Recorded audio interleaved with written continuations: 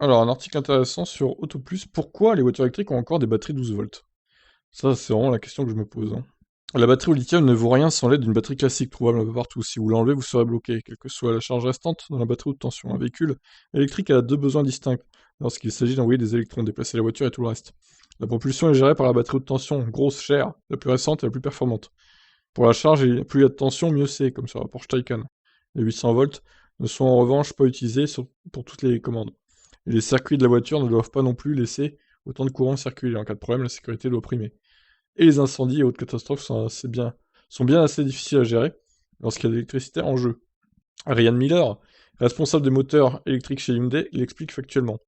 Tous les calculateurs du véhicule sont alimentés par la basse tension, ainsi que les relais qui séparent l'alimentation de la batterie haute tension et du reste du réseau haute tension de la voiture, a-t-il déclaré.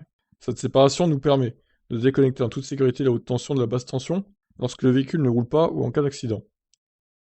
L'autre avantage de garder ces systèmes de batterie 12 volts reste son ancienneté. Tout le monde, fabricant et fournisseur, sait comment faire fonctionner un système 12 volts de manière abordable et fiable.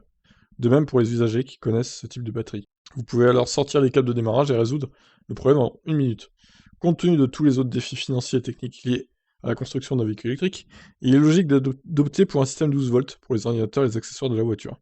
C'est particulièrement vrai dans le cas des épreuves rechargeables qui conservent souvent autant de points communs possibles avec leurs cousins traditionnels à combustion interne. Ok, bon, bah voilà. En gros, pour résumer, la batterie 12 volts est pas près de quitter les voitures électriques, hein, visiblement. Il me semblait pourtant qu'il y avait un modèle qui voulait se séparer de la batterie 12 volts, mais je ne sais plus lequel c'est. Bon, j'ai peut-être halluciné, je ne sais plus. Qu'est-ce que vous en pensez, vous, du coup? Ciao, ciao.